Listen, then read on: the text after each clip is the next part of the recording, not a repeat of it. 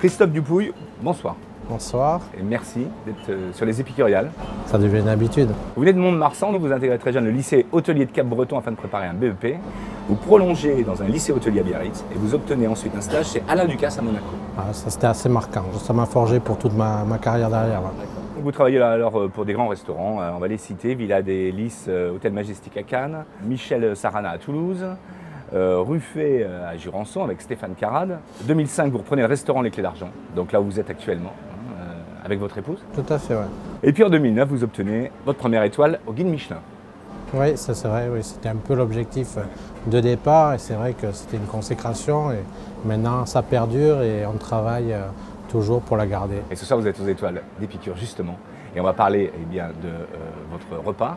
Vous travaillez à 4 mains avec Michel Husseau d'Agen, que j'ai côtoyé chez Ducasse et c'est vrai qu'on est toujours resté en contact. Ouais. Et donc quand ils m'ont proposé de faire une battle avec quelqu'un, je voyais que lui, voilà, c'était évident. Donc qu'est-ce que vous allez nous faire? On va commencer par une huître du bassin d'Arcachon qu'on va travailler en vinaigrette pour matcher avec du piquillos, un peu, voilà, des épices un peu asiatiques avec sauce soja, sauce huître. Voilà.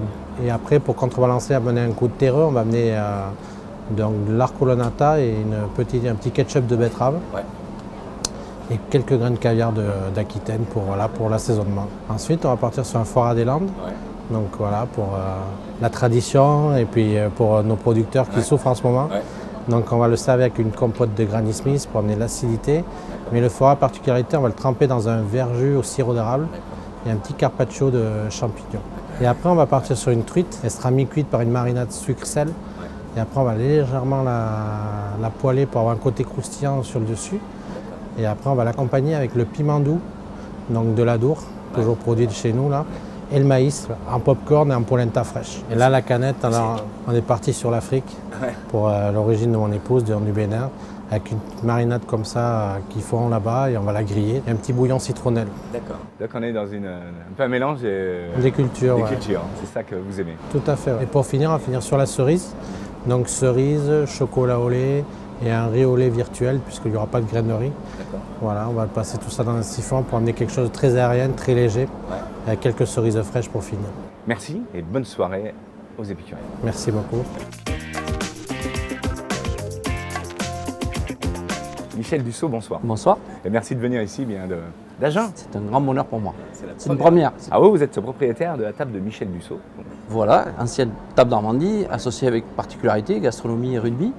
Et depuis cette année, donc j'ai décidé de un petit peu m'écarter, non pas du milieu du rugby, mais de m'écarter et refaire un petit peu ce qui était l'image que j'avais de la gastronomie à ma façon, avec beaucoup de convivialité. On voit que, si vous voulez, vous avez bougé beaucoup, vous avez été formé par des grands chefs. En 84, sous les recommandations d'Alain Ducasse, vous apprenez la cuisine méditerranéenne dans des restaurants renommés tels que le Bacon ou l'Horloge de Monaco. Tout à fait. Et pour finir, donc chez le grand maître. Et j'ai fait partie de la brigade qui a eu 3 étoiles Michelin en 1990. Ça fait partie des très belles choses. Et petite anecdote, c'était le jour de mon mariage qui a eu la 3e étoile Michelin. Donc ça a été un des grands souvenirs. Si on doit en donner un, je pense que c'est celui-ci. Et ensuite, mon étoile que j'ai eue en 1995 au château de Merquez. Okay. Vous travaillez avec votre épouse? Exactement. Et c'est ça aussi votre force quelque part. Sans elle, je ne serais pas là où je suis, mais elle ne participe pas, elle n'est pas dans le restaurant. Donc elle s'occupe de toute la gestion, l'organisation, la communication. Et Dieu sait si à l'époque actuelle c'est très important. Donc alors on va parler bien sûr du repas de ce soir. Alors, bien sûr. On en a parlé tout à l'heure donc avec Christophe. Vous travaillez ensemble là ce soir, vous allez faire un 4 mains, ce qu'on appelle.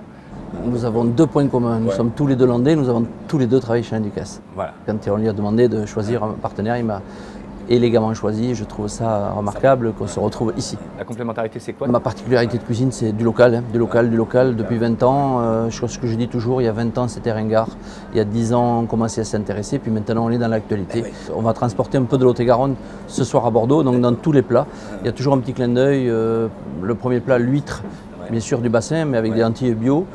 De mon pays qui est à Pujol, juste à côté d'Agen, agrémenté d'un pesto de cresson.